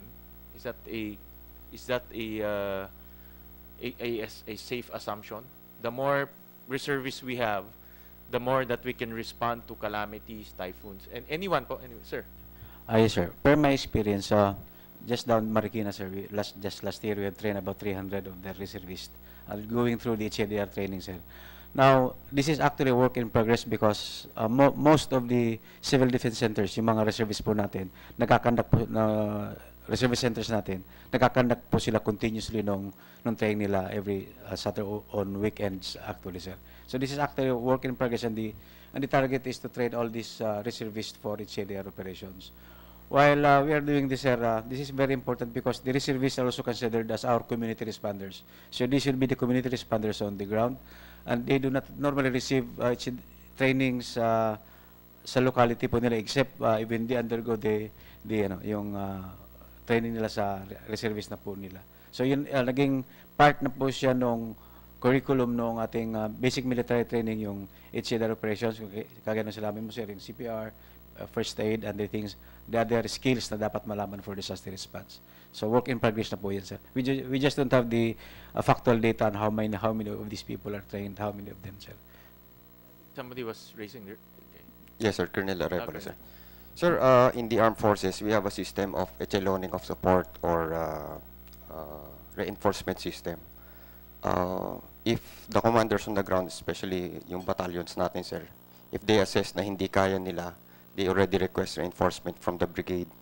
Kung hindi kaya ng brigade, the division will come in, support, or the unified command, or the national support will come in. Ganun po yung response system natin.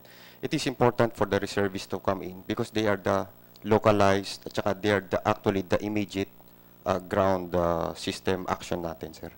So, if we can really strengthen our reservist response, mas mabilis po rin later on yung ating response from the regular forces. Because we will need to redeploy forces from other areas. Sabi nyo nga po, sir, nasa ibang areas sila. They're also busy. But if there are already national emergencies, then we can, the armed forces or the national government can redirect them to go into a more priority area, sir. Ang question ko ho, sir, is well, effective yung reservist, no? That's what I gathered from you. But gaano ka kumusta ngayon in recruitment ng reservist? I think that's what I want to also know, no? Kung kumusta yung pagre-recruit ng reservist natin ngayon. Madali ba? Mahirap? Are we getting a lot of support? Getting a lot of resistance? Kumusta po?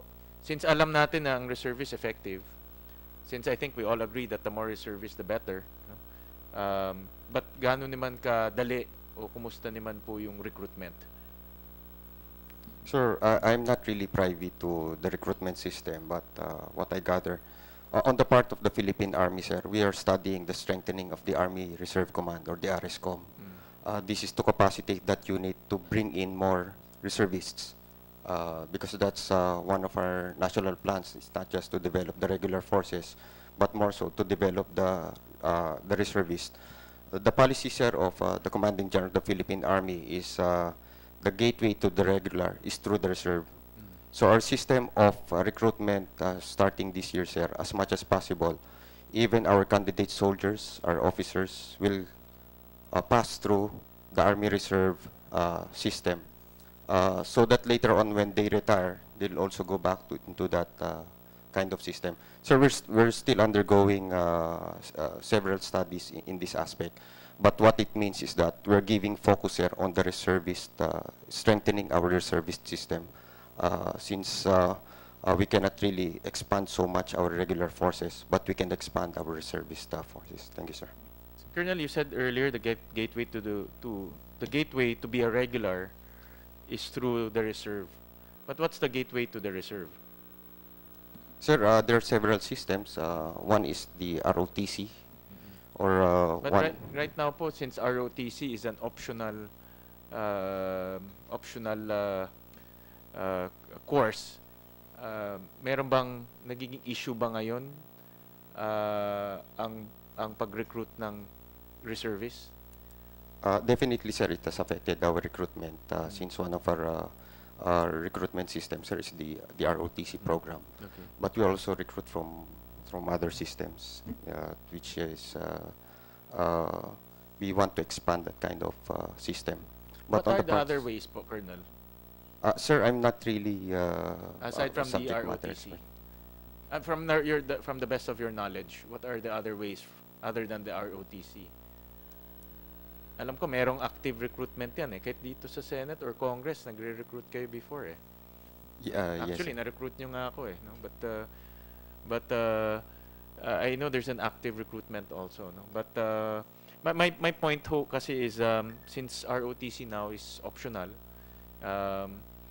definitely I just want to get from all of you, no, since kayo po yung experts, ano yung effect ng pagka-optional ng ROTC sa reservist and then again to the regular, no? Kasi 'di ba, if I'm not mistaken, ROTC ka muna and then mag-reservist ka, no, and then mag-regular ka, no? I mean, if you decide to do so. But since ROTC now is halos pababa ng pababa, the latest number I saw is less than, I think less than less than 900,000 na lang yata yung nag-ROTC, no? As opposed to before, nung mandated siya, 10 million yung nag-ROTC. Obviously, it has some form of impact to the reservist and then also to the regular. Is that safe to assume that because optional na lang po ang ROTC, pati yung recruitment natin ng regular or pagre-regular natin, affected rin yan? Is that safe to assume? No, and anyone can answer po kung to the best of your knowledge kung meron kayong ano. Sir, I'm Colonel Laguda from J5. We had a meeting last time with the DND, and there's an ongoing initiative for the revival of the ROTC program. And there's a draft memorandum of agreement with the Department of Defense and the Department of Education to come up with a pilot project for selected schools that they will have to incorporate this ROTC program in the K-12 for grades 11 and 12.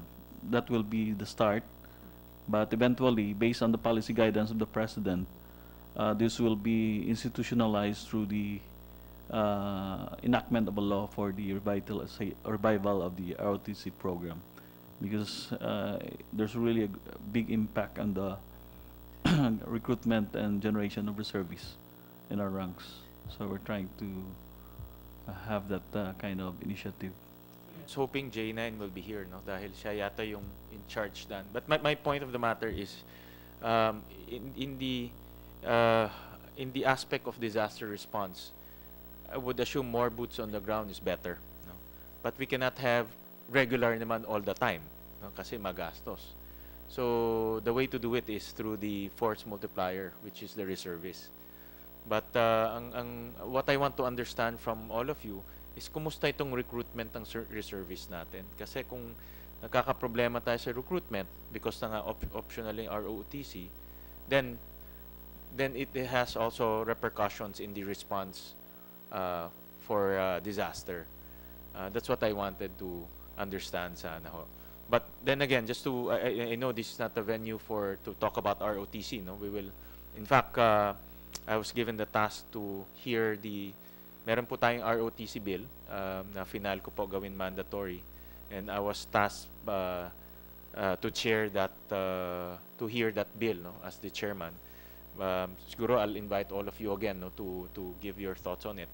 But sana ho ay mabigyan ho kami ng numbers, ano, kasi kanina I was asking, ilan ba ho ang reservists natin na nanggaling sa ROTC, no? At ilan po ang regular natin na nanggaling po sa ROTC o nag-ROTC? Because these are relevant numbers, no? Just to demonstrate that ROTC is the starting point to reach the regular or to be a reservist. And also at the same time, Sir Conde, kanina nasabi nyo rin na kulang tayo sa pondo to train our existing reservists. May you please submit to us also ano yung estimate nyo kung if we will train the reservists in all of them, no? In water rescue, collapse building rescue, and of course yung pinaka-basic dyan is CPR and first aid. Yan, hindi ka na pwedeng bumaba pa dyan eh. But if you can up the learning, no? Marunong sila lumangoy, matrain sila gumamit ng mga yung rubber boats or life-saving devices, mas maganda yon. Because I think the more people were trained, no, the more force multiplier that we can train, the better for us, no? Especially now na unpredictable na talaga ang weather ngayon, no? Anything can happen talaga, no? So submit to us na lang mo yung budget, and we can consider that in the finance committee. Anyway, sir, just to provide the good senator with the actual actual situation on the ground. I was sector commander for this sector last July National Earthquake Drill. We accounted doon sa Marikina at sa Pasig area kasi ang requirement doon is alamin kung ilan yung reservists na makakapag-check-in. Doon sa Marikina at sa Pasig area, sir, we only have registered about 600 reservists. Doon sa lugar lang na dalawa na yun, sir. Hindi ako private doon sa ibang area, but to my sector, yun ang po ang nakuha natin. So, all of Pasig and the Marikina area, sir. Valenzuela, if I'm not mistaken, less than 200 eh. If I'm not mistaken. Lahat-lahat na yun. Kasi we work closely with the local command sa disaster preparedness namin eh. Sana mas marami pa, no? Kasi Valenzuela is a home to 500,000 residents. Kung 200 lang yung force multiplier natin, medyo konti ho yan. No? So we were planning to have at least, target namin nga is 1/10 of our population should be trained in some form of disaster preparedness. No? Yun ang target ho namin. So 1/10 out of 500,000 is what? 5,000. So medyo malayo pa kami dun sa number. But then again nga, that's why I support the reinstatement of the mandatory ROTC because of this new disaster preparedness requirement ng ating batas. No? So that's also one of the things that we are thinking. Yes, sir. In addition to that, sir, although nakapagbilang po kami ng mga 600 warm bodies during that time, what is also lacking are the equipment. Meron kang tao, wala ka rin equipment doon sa So we must have some form of program to equip these reservists on the ground. Yes, sir.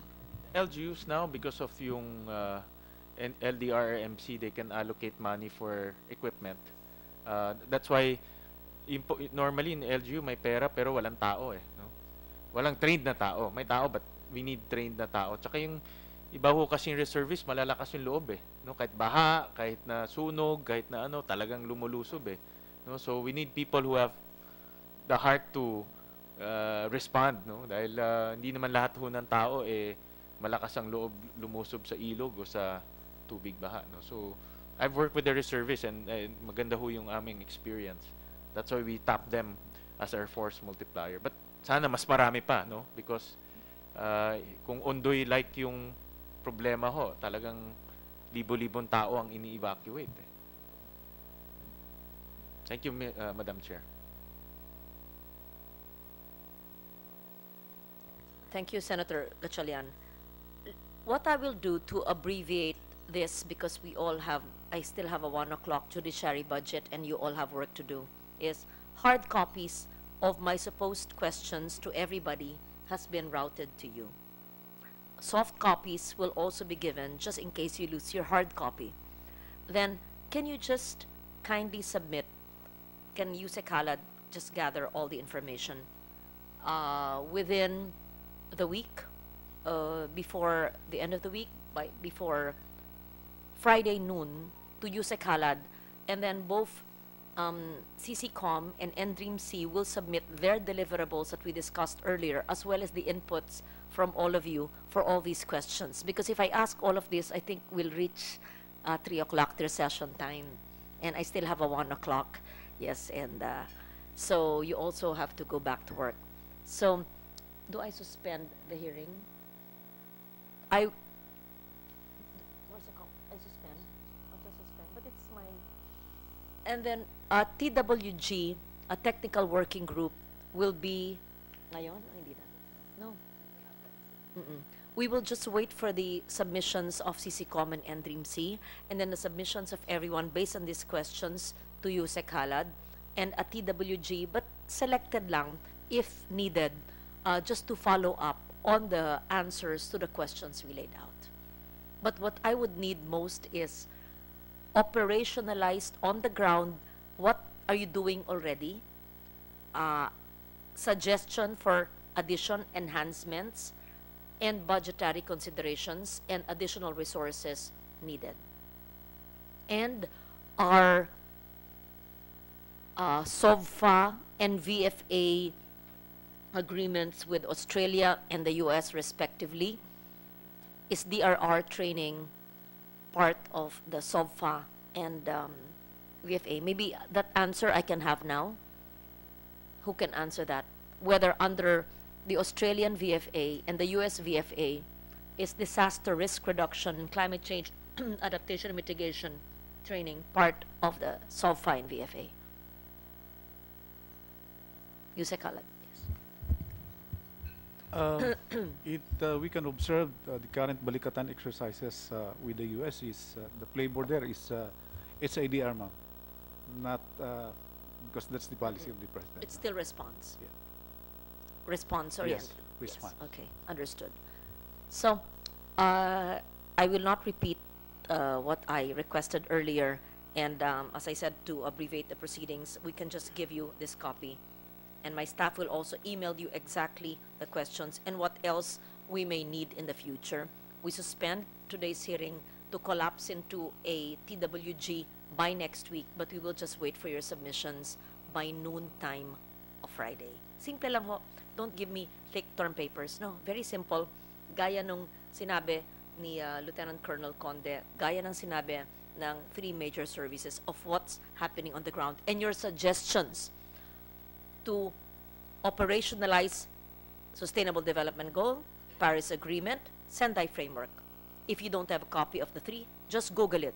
Then, based on your experience in the 3 major services, in the engineering brigade, in whatever field you represent or you are part of, maybe what we discussed now has not been discussed.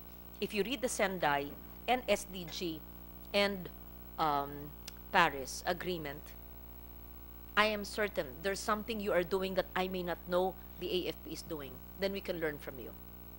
So we will put all that together, and then we'll see how we can help you more to accomplish it better so that best practices are shared. Then this can be done regional, provincial, city, municipality, in all camps, bases, all over the country. Then I will ask the DFA, wherever there are military attaches, to also give more information and even assistance, technical assistance in jurisdictions that could also help the AFP become more resilient. So it's what actually I'm doing. What I'm doing is stock taking of all best practices, best and not so best. I mean, stock taking of our assets, assets of human capital, assets of practices and knowledge, physical assets in our base institutions, buildings, and camps. How, based on this, we will give suggestions on how to amend the law. And the law definitely needs to be amended. And then, budgetary allocations. Diyan kayo masaya. Lahat ng wish list nyo for resilience, ilagay na ninyo. Mabigay lang dyan ang 1/10, di masaya kayo. Kung hindi tayo nag-hearing, hindi ko malalaman. Di ba? Because sometimes, when you submit it to the AFP and to eventually SND, sa dami-dami ng request, nalulunod yung iba. Tier 2, wala. Ibigay nyo sa akin yung mga tier 2 nyo in relation to resilience. Dapat lahat ng, dapat meron kayong, I'm just trying to, dapat lahat may amphibian. Dapat lahat may 4x4, rubber boats, amphibian, rubber boats, dapat lahat, syempre, little things like flashlight, ropes, may go bag. Dapat lahat. Every member of the AFP must have a go bag. And a go bag, sinong staff ko ang pwede kong tawagin sa mikropono? What is a go bag? Rachel, nag-seminar tayo sa go bag. Anong laman ng go bag? Hindi, alam niya yan. Okay, what is a go bag? Attorney Rachel Herrera. Okay. The go bag is as we compiled it, it's a backpack that contains all the essentials that we will need to survive in case of a disaster for a period of 72 hours, at least 3 days. So, hindi ko alam yan, 72 hours. Opo.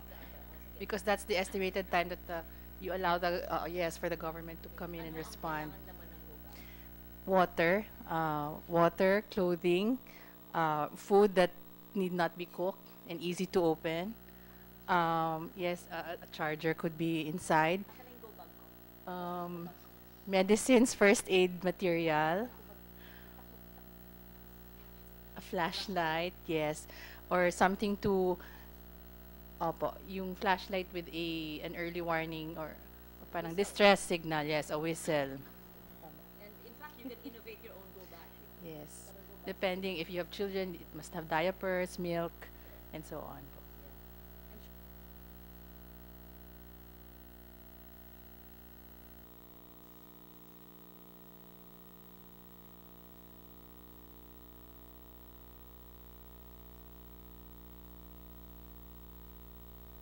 The 29,000. How much would, I'm sorry? Oh, 130,000 na lang. 130,000 go bags, kaya natin budgetan. Dapat lahat may go bag eh. Anyway, do you have? Is that institutionalized? Everybody has a go bag na? Hindi. Air Force lang. Kami lang si Air Force ang meron. Sino ang taga Air Force sa inyo? Ah, did you speak already before when I left? Ang nagsalita lang Navy at saka Army? Ba't hindi nyo pinapagsalita Air Force? And then, you have a go bag in the Air Force. Okay, please tell me what is the go bag in the Air Force? Bakit wala ako? Patingin ng go bag ninyo, kokopyahin ko. Are you a pilot? No, ma'am. Member of 355 Aviation Engineer Wing, ma'am. Ah, engineer? Engineer, ma'am. Ah, good. Okay. Ano ang laman ng go bag nyo? 3 days provision, ma'am. Very good. Then, mga Anong damit laman? din, ma'am. Bakit Air Force lang ang may go bag? Why do the Navy and the Army don't have go bags? Oh. Aba. Ha? Oh, see? Dapat lahat may go bag. Tama? That should be part of your budget. Okay, anong laman ng ating go bag sa Air Force? Di ko memorize yung checklist, ma'am. Ah, wala kang go bag. No, ma'am. Meron, ma'am. Naka-ready lang doon sa quarters, ma'am. Ah, sa quarters. Okay. Eh, kung madatnan tayo dito. Ah, nasan yung go bag ko? Hindi pwedeng mabagal. Dapat ang go bag binababa kung saan. Takbo. Lahat kami may go bag. Ako nasa kotse din eh, kayo nasa quarters. Anong naalala mong nasa go bag? Usually, ma'am, during deployment, ma'am, kasi meron kasi kaming mini-maintain na mga MDRU, ma'am, especially mag-alert, ma'am, for search and rescue. So, we require them to bring their go bags, ma'am. So, doon kasama na yung mga underwear, mga damit, mga pagkain, ma'am, pera, then flashlight. Usually, yung mga flashlight, ma'am, issued naman yun, ma'am. Importante, flashlight, whistle. Yeah. Okay. Anyway, we can talk and talk forever, no? Talagang walang katapusan.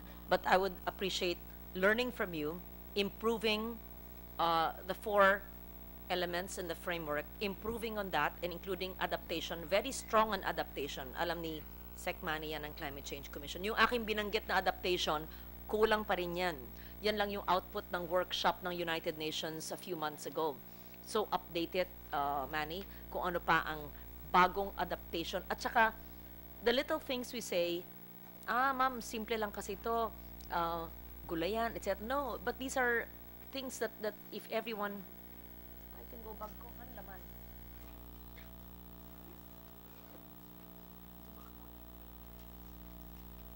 Ang aking go bag, meron pa akong pentel pen. Meron akong toothbrush. May paypay. Paypay, kung mainit. Mainit palagi, oh. Oh, ano nga ba tawag dito? Ano? Ice pack, yes. Notebook. What is this? Trash bag. Gagalit si Sonia Mendoza, but meron tayong plastic bag. Meron pa akong tape. Scotch tape. Ano ba ito? What is this? Posporo. Okay. Meron pa akong goggles. Goggles ba ito? Okay. Gauze. Kompleto ako palagi. Alam na ako si OC. Charger, dala ko yan sa bag ko. Meron akong go bag, meron pa akong go-go bag. Pagbuksan niya yung bag ko, kompleto. Meron pa akong BP machine, oximeter. Pakita niyo to. Ako si OC. BP machine, oximeter, sugar tester. Oh. Para ako mercury drug, daig ko pa. Kompleto to. Ganyan. Kompleto. See? Go bag. Aha, wala tayong, kulang na sa, oh, may sabon. Wala tayong flashlight at saka whistle. Lagot kayo. Yan ang importante. So, improve at saka towelet. Kulang. Okay? Okay. Ito. Kulang ang whistle, ha? Wala tayong whistle. And my go bag is not perfect. In fact, I will improve on it. We don't have a whistle and a flashlight. And there should be a towel, and there should be a rope. Okay? Improve nyo yan. Ayusin natin. So, wala naman tama o mali sa go bag eh. Kung anong pangangailangan mo, but basic needs, hindi ba? Ang Red Cross kayo, may mga go bag kayo. Ay, can I see your go bag? Ayaw mo lang pakita, patingin. Oh, sige. Okay, anyway, so we suspend today's hearing. Thank you. What is this? Good. DBM is here. Ah, yes. You were acknowledged earlier. Can I see your name, Miss Beverly? Yes, Chief of the Budget Office of DBM. Yes. Handling DND. Okay, very good. So, perhaps I could ask from DBM, in the budget of the DND and the major services, including OCD, the budget items presented in the NEP carried up to the House version, all those related to resilience. So, I have the inputs from DND, from DBM, on resilience-related budgetary allocations, apart from climate tagging. And then the tier 2 that were not incorporated, and the inputs from everybody on your need to make your respective departments, brigades, even if you work solo, whatever your work is, to make it more resilient. Ano sa tingin nyo ang kailangan nyo? Ayon sa ginagawa o hindi pa nagagawa na dapat gawin to make your job better. Yan. So, it will be my consultant, Kate Maceda, and Attorney Rachel Herrera to collate everything from the submissions on Friday, 12 noon. Thank you very much, gentlemen and lady. Isa lang ating lady panel, no? For that. Is the DBM resilient? I don't know. You have to know. Can you ask that SecBen when you see him noontime? Yeah. Senator Ligarda asked me in the hearing if we have a resilient DBM. All right. Thank you.